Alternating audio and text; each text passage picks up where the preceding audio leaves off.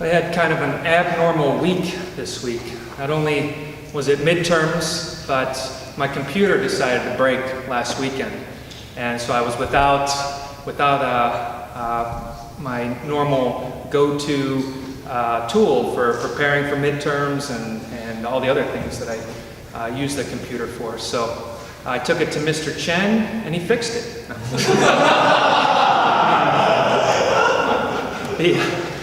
The Apple Store was a little slower than Mr. Chen, and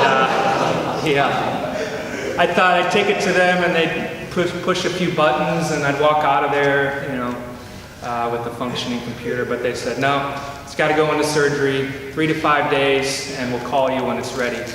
And so I walked away from it. I said, okay, I can do this. I can get through this week. And I was a little upset at first, but then this de-evolution sort of happened. We're down here and we're typing and we're playing, and then oh, Jesus, right there in front of us. And that's kind of what happened.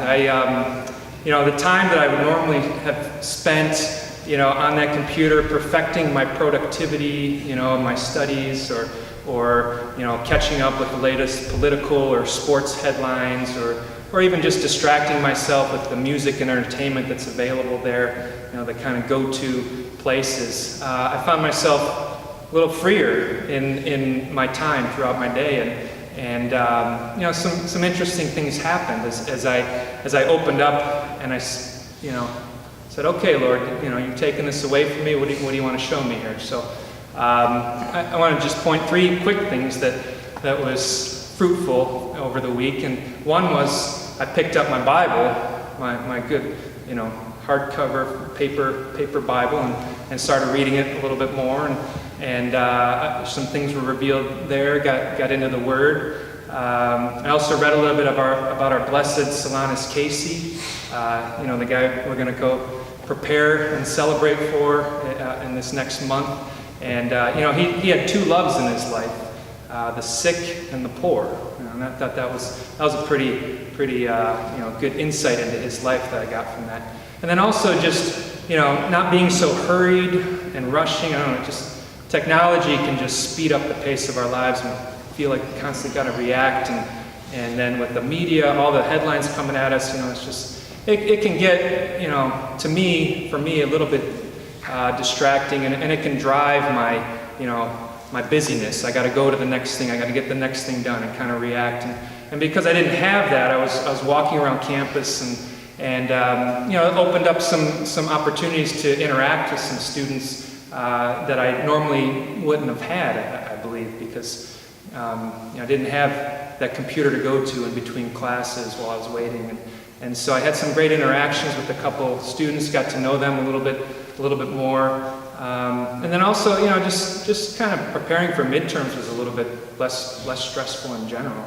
I really felt less anxious, and I was able to enjoy the studies a little bit more, just going over my notes and rereading the books that we have. So there were some really fruitful things that came out of it, and I just it was this desert week from technology that the Lord put me in, I believe, and kind of across outside of Silicon Valley, there I am, and I've been reflecting on that, and then the gospel for today, I think, points to that too. As Jesus is being tempted by the Pharisees, he's or not tempted, but kind of tempted to be tricked. They want to catch him, and they want to get him to show some rebellion versus Caesar, and so they can have something against him.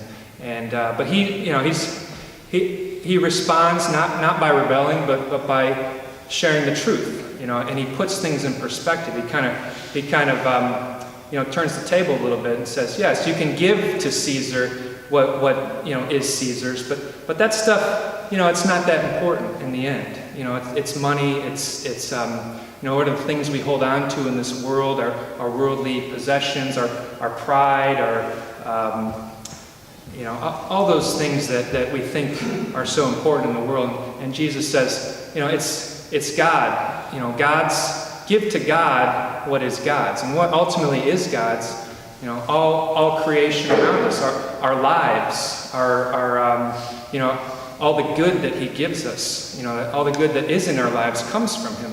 And Jesus wants us to see that. And he wants us to put everything that we're doing, all that we're pursuing, all that we get distracted by, put it in the right frame of mind, the right perspective with him as the ultimate source of life. So this gospel is very fitting for me to reflect on throughout the week.